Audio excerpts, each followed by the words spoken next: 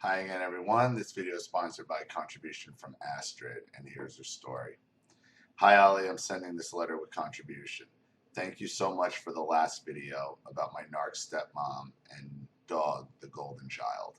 I especially like how you incisively and insightfully pointed out that my mother didn't have to lie.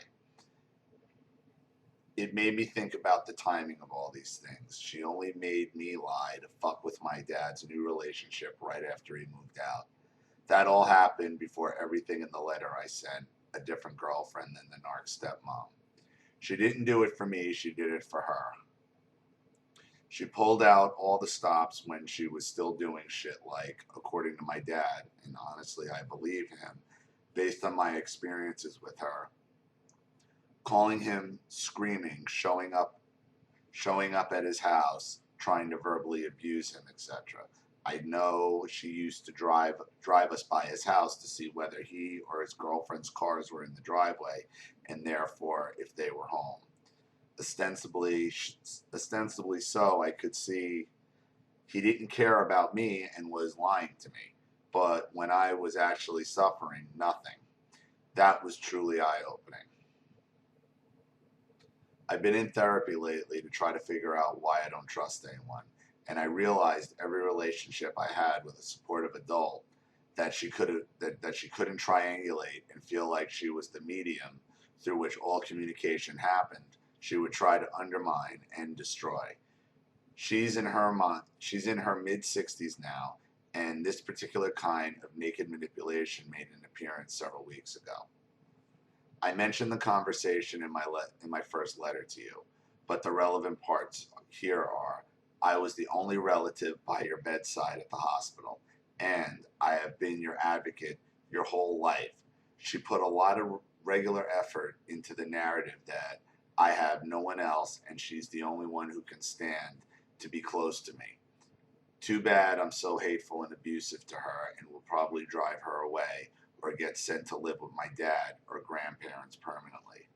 But anyway, this letter is mostly not about her. I wanted to tell you about my narc grandmother. There's some backstory here, and in this exchange, she shared some anecdotes that really show the process by which she went from potential human being to NPD. Unlike my mom, she is not borderline, unpredictable, or at times psychotic. She's just a blistering white hot son of narcissism. This is my father's mother, by the way. If you're wondering why a 19-year-old would join a cult and marry a much older rando after 2 months. My dad had invited me down for Christmas, but my grandparents pressured me into staying with them, which they usually do. I went along with it out of fear and habit, even though I really hate staying with them because they just judge and boss me around and make underhanded comments constantly. And my grandma, let's call her Ann, doesn't believe in salt or seconds. Doesn't believe in salt or seconds. Food controller. Or in not pressuring me not to take a bag of 20 to 30 mystery supplements compiled by someone who talks a little too much about having absolutely no sign of dementia.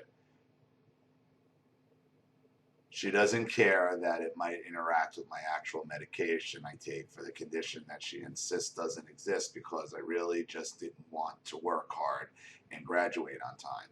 I took six years to get my BA. Again, I was on scholarship and did not go into debt due to this. I worked part-time most of the time I was in school, with the exception of the years I couldn't due to the malformation and associated symptoms. I also did 2 majors and petitioned to get my unit cap raised my last semester so I could do an honors thesis. I am not lazy. She also thought my interest in academic feminism was an indication I was planning on marrying rich and coasting through life. I'm assuming she thought this because the class was called Women's Studies. She sometimes has correct opinions, but she does not make a point of fact-checking herself. It's become a running joke with my friends every time I'm going to see my grandparents that I can't wait to find out how I'm going to disappoint them this visit. For instance, after I got my first job, they were disappointed with my salary. Why are you even telling your grandparents what you're making? See, this constant running to the grandparents or this control, okay, it's not surprising considering your grandmother doesn't believe in salt in seconds. The fact that you were telling your grandmother to even judge you of what you were making is none of her business. They were disappointed with my salary far more than I'd ever earned before grad school because it wasn't that much. The other running joke I have is about how most of my stories involving them also involve being in a hurry to go to a restaurant and telling me to suppress some or other visible medical issue before going into a restaurant. One year on my 12th birthday, it was a bad cough. We go into the restaurant, try not to cough. When we go into the restaurant, try not to cough. If you really have to cough, okay, but try not to first.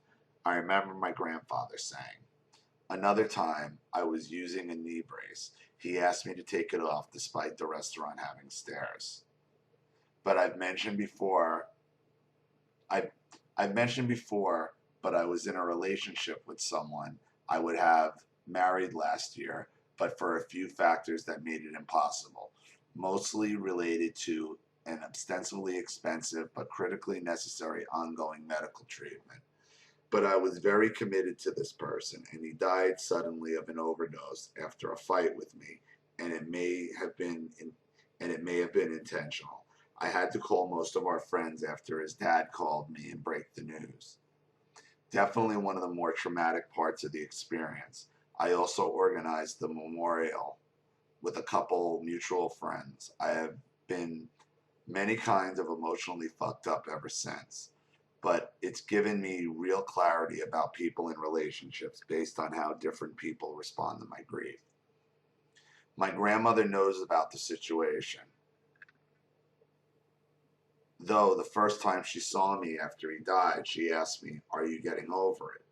This was about a week after. When I said no, she actually did recommend grief counseling, and I was pretty shocked by the level of spontaneous empathy. My grandfather told me that they'd be happy to come to the memorial, but they had plans that weekend to see some friends' vacation slideshow, seriously. But they'd be happy to help fund it.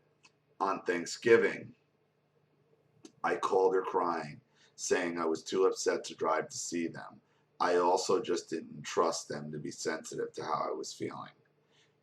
She eventually said it was okay that I wasn't going there, but I should find a friend and go spend the holiday with, again showing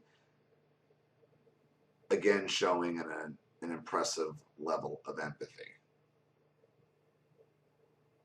A little more backstory. A very close friend, also an ex of 12 years, who came up to take care of me in the immediate aftermath of my loss, had a sudden and severe onset of psychotic mental illness literally 2 weeks later.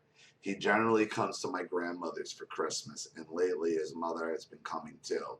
Because of various things, my friend is currently in a carousel nightmare that would disturb Kafka.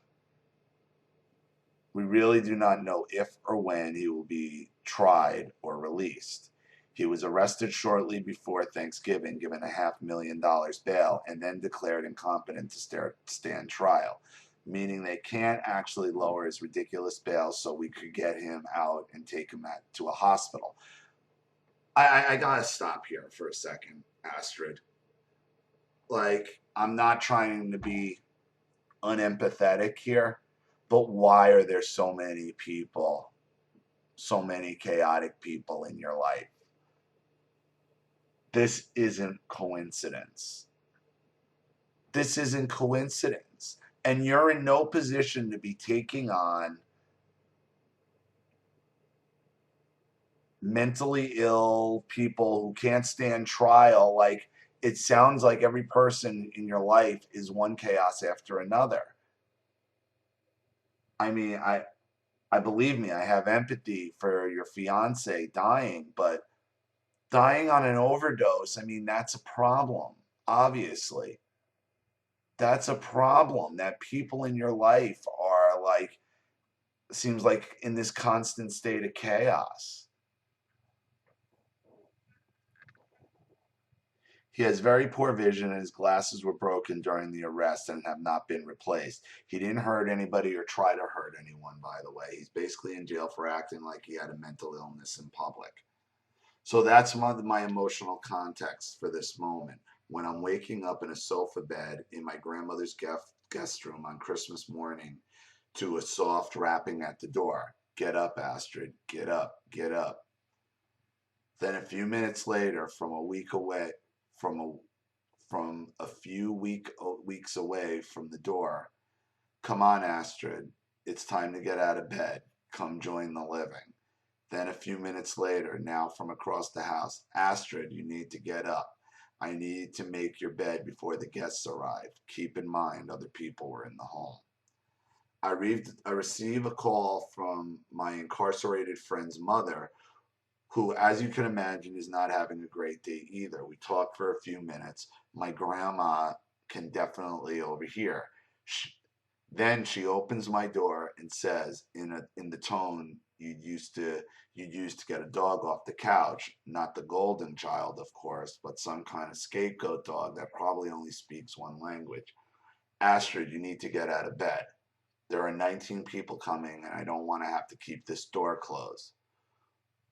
Why is it a bad thing to keep the door to the guest room closed during a party when you have an actual guest staying in the guest room that no one hangs out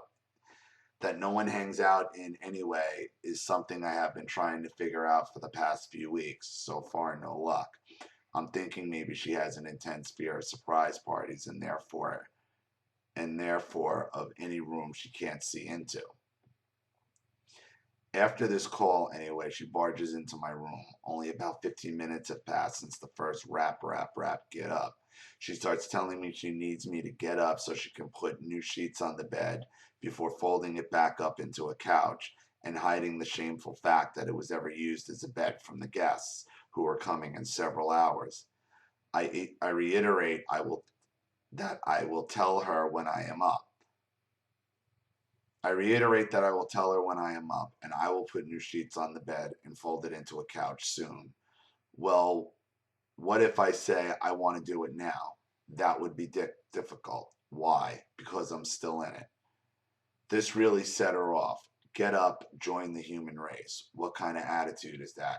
You're a guest in this house. You're being rude and selfish. Think about other people.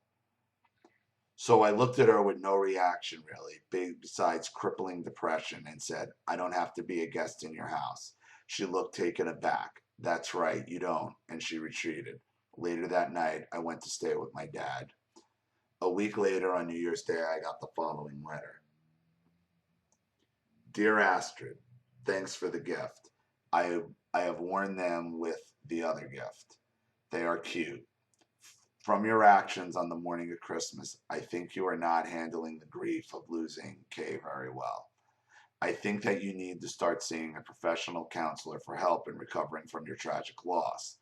When your cousin died, his wife went to a therapist for over a year.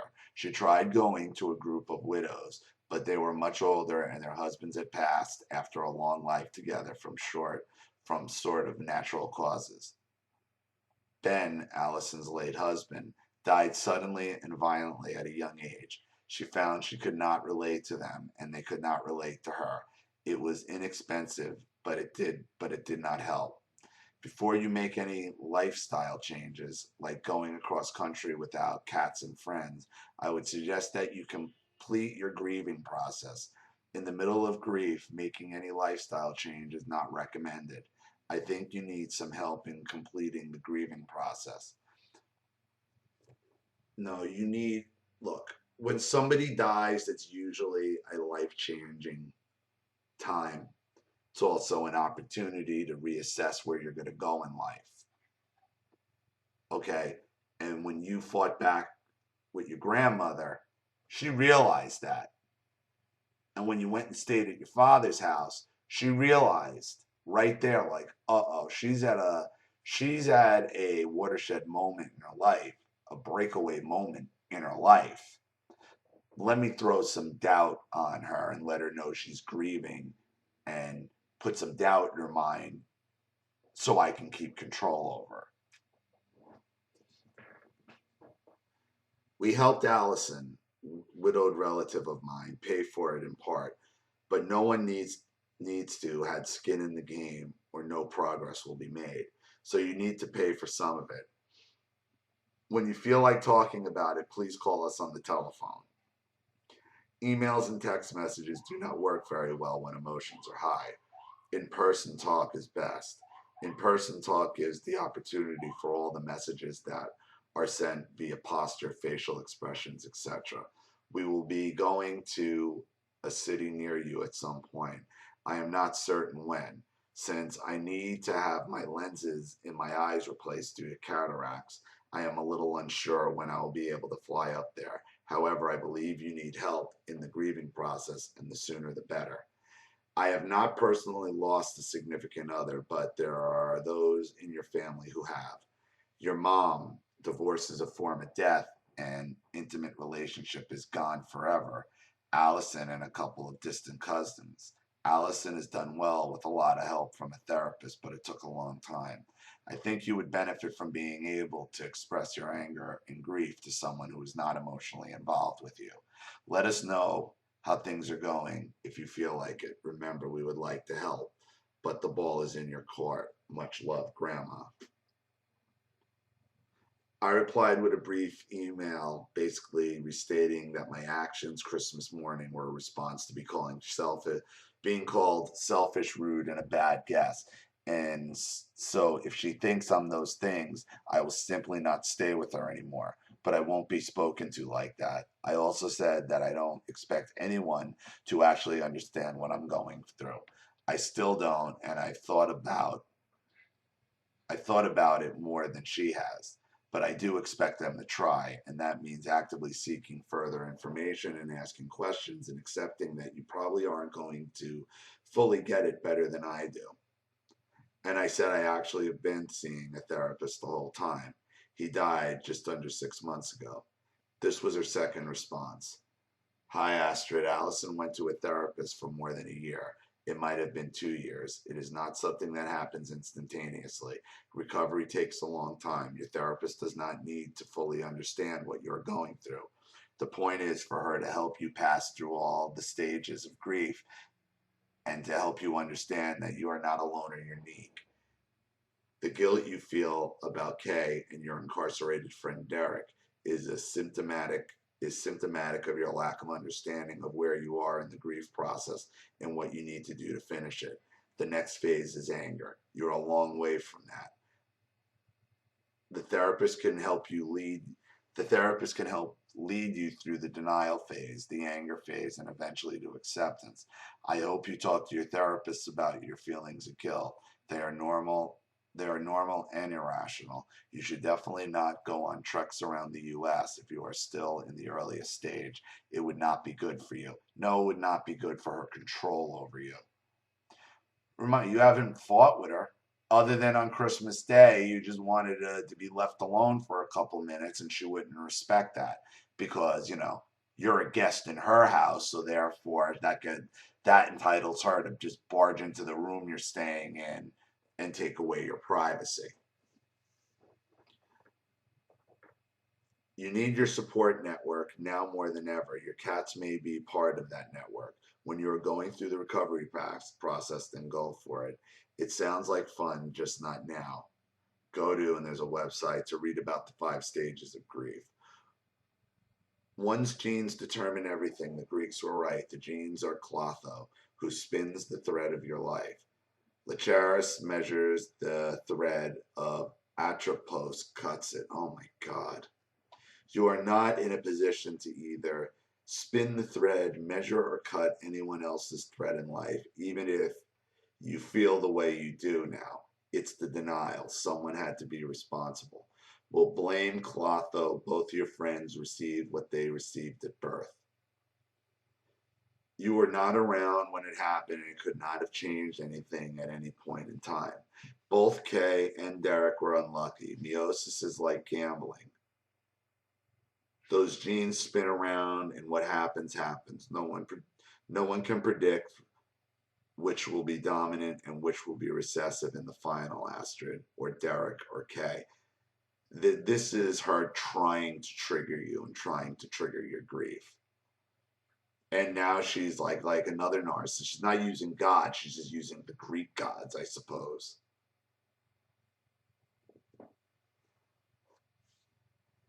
I'm sorry that I called you selfish and rude. However, I was having 19 people for dinner in a couple hours. You failed to look at the impact of your actions on me and the work I had to do to get ready. Perhaps that is because of your feelings of guilt and aloneness. Oh my God, she just didn't want to get up. She just hadn't woken up yet. They make you sleeping on a couch. Some kind of epic thing. No, it's really about this. I do not know. This Christmas has been very hard for me. Right back to you. I have been working long hours every day. Your grandfather is not as strong as I am, so my load is bigger than it would normally be. I had to do most of the cleanup yesterday. Your brother came to help. Your grandfather could not do it, and I did not want him to be stressed. This could have been written by my mother. You sound like your father in paragraph 3. I do not think you mean it and are trying to get even. In any case, you are always welcome here. We love you and continue to do so as you go through life and its trivials. Show lots of love to your support group, including your cats. Love, Grandma. I responded foolishly by trying to explain my feelings to her. This was paragraph 3 of my email, by the way. I would appreciate if you didn't call me things like selfish and rude or insinuate that I'm a bad guest. If you really feel that way, I'm sorry, and I will not be a guest in your house in the future. But I don't think I'm rude and selfish person or a bad guest. I also don't think you want me to stop being your guest. I think you are frustrated that I wasn't doing what you wanted me to do. What I need right now is to feel better, and making me feel more selfish and guilty will not do that. I also feel responsible to Kay's death and for F's carceration. More guilt and shame is not going to help me, and I think you want to help me. I pointed out, for instance, that maybe if I sounded like my dad, it was because we both had been reacting to her. Here was her response. As I've mentioned before, it's relevant to remember I'm a speech therapist. Hi, Astrid, you read too much into what I said about your dad. Your phrasing and context were like his. They were not like mine. Think about his phrasing and context and read the paragraph. It had little to do with what you wrote when you are helping your students look at the phrasing and context. A lot of communication is only loosely tied to the words. About travel, you told us on Thanksgiving that you were going to travel around the U.S. working 13 weeks here and 13 weeks there. I think it sounds interesting, but not until you've accepted what cannot be changed. However, it's your call. I have no idea where you are stuck, if you are stuck. I would hope you will think and will talk about with a therapist about what you could have done in the problems of Derek or the tragic passing of Kay. You are 400 miles away from both. Kay seemed to have genetic issues. You cannot change what Clotho has spun. Even had you been present, what could you have done to change Kay's brain messages to his heart? Derek may also have genetic issues which you could not change. Linguistics is your area, not abnormal psychology. Derek can find help from professionals, not from you. Only friendship and love from you. Kay probably could not have been saved even by professionals. You need to talk to a lot of non-emotionally involved person about your feelings of guilt. You also need to talk about how to accept what you could not change. The Chias mentions not Astrid. The Chias measures not Astrid. When Atropos cuts, there is no changing of anything. I will not bother you anymore about it. There is nothing I could do to change any of it either. You are the only person who can change your feelings and perceptions. I just think you need more help, and perhaps more than you think you do, and that you should not make any dramatic changes in your life right now. I will leave you with what my mother used to say to me when I complained. She said, "Nobody promised you a rose garden. This is the best life lesson," which I learned from her. She really had a difficult childhood and was conceived on the wrong side of the sheets. In a small LDS town in Utah. Her parental grandmother was the nasty LDS biddies, acted like it was all her fault. Like, how does a child have any control over where and how it was conceived or what it received from meiosis, clotho? What was true for my mother is true for all of us. No one promised any of us a rose garden. Love, Grandma. I was pretty dumbfounded by the line about the rose garden because holy fuck. So I just wrote back that was a really sad story, and that I sure hope her mom found her rose garden in the end. Oh wait, hold on. I was pretty dumbfounded by the line about the rose garden because holy fuck. So I just wrote back that was a really sad story, and that I sure hope her mom found her rose garden in the end. She replied, "Hi Astrid, thanks for the nice words. My mom had a nice life, but it was not a rose garden in many ways, and in some ways it was a rose garden. She had a long and happy marriage and succeeded in doing many things. It may be a family saying. I think that E's mother, CH, said that to her. I seem to remember my grandfather, MH, saying it to me when I fell off the fence when dancing on the horizontal bar and was crying, although not hurt. C was the youngest daughter of one of the wealthiest men in Utah. She fell in love with Mike, the son of a wealthy miller, who had dyslexia and never learned to read, write, or cipher, and was allergic to flour dust, so he could not run a mill. C lived in a very different adult life than she lived as a child. Lived a very different adult life than she lived as a child. All your grandmother does is wear you down with words. I mean, that's she just wears you out with words. Like, I am worn out reading this shit. I am worn out reading this nonsense. I couldn't imagine arguing with it. But there was always a love between C and M. You will have to read my genealogy books when you come down. Some of my relatives were interesting and categorized by tolerance and high IQs. This is not true of most people. Others were categorized by mild bipolar and made their own lives. No rose garden. These relatives would never have said that. They thought God owed them a rose garden. By the way, RH's eldest daughter, D, has breast cancer. Her mother died of melanoma at only 36. They think it might be the HER2 gene. She's being tested for it. It is truly sad. She lost her mother when she was 10, the age of her youngest son. I could not believe it when I read his email. Remember, Clothos, Jesus fucking Christ with the Clotho shit. Think of Clotho as your gene pool. Lacheus measures I can't with this Greek shit. No one can do it for you. You cannot do it for anyone else, including Derek, sadly. Sadly, your sweetheart, Kay. Love, Grandma. I wrote back that I thought what her grandfather had said to her when she was on the ground crying after a fall was mean. This was her response. Hi, Astrid. That saying was the best life lesson. It freed me from the expectation that life was going to be a bed of roses. I knew that no one was promised a bed of roses. Try to look at it that way. I picked it up. She just keeps hammering the fucking same thing over and over and over and over again.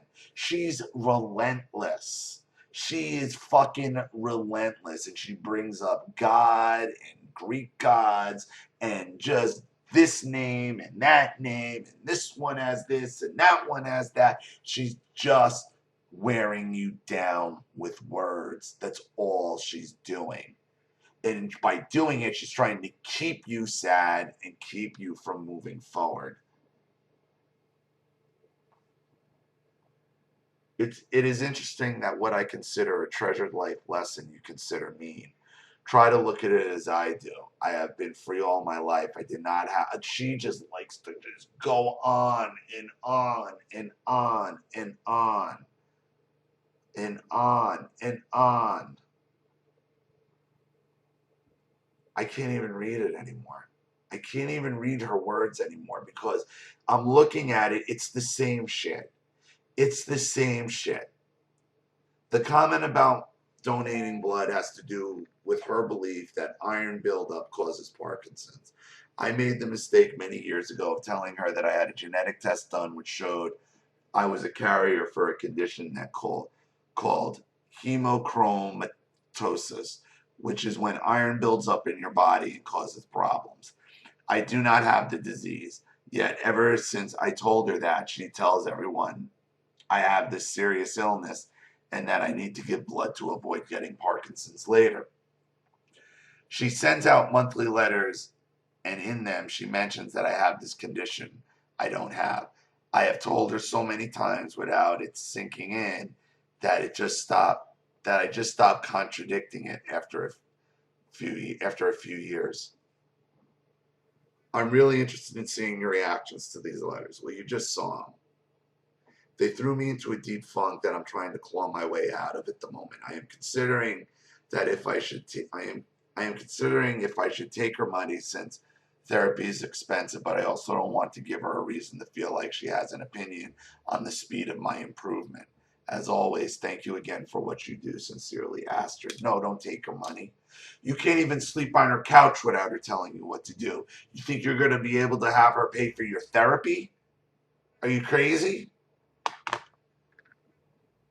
This woman just berates you with her bullshit,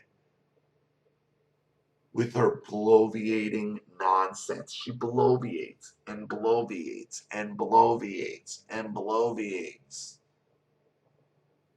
She don't stop. And the reason she's bloviating is to keep you depressed, to keep you under control. So you don't tell her to fuck off like your dad did. It's funny she compared you to your father. Huh? I have a sneaking suspicion, Astrid. I have a real sneaking suspicion that what you're going through with your grandmother, it will be very similar to what my daughter Erin's going to have to do. This is what it's going to be.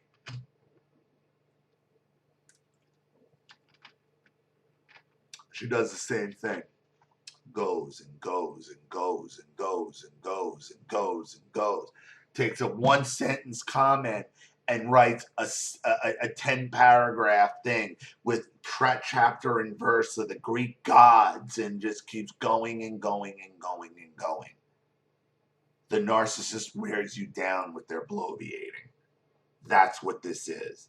Because that's all this is narcissistic bloviation. Period. Sorry about my voice. I re-recorded that long video yesterday, so that one took up a lot of voice time. So thank you again for your contribution, Astrid. Thank you for your story. I really appreciate it. Thank you to everybody watching. Please leave any comments or advice, any opinions or advice in the comment section below. And again, if you want your story read on the channel, you have a topic you'd like me to cover, or a narcissist you'd like to expose, or you'd like to set up a private Skype chat, or have a private video made, you know what to do with the PayPal and the email link in the description box. I'll have the video right back to you. This is Ollie Matthews. Thanks for watching. See you all again soon. Bye.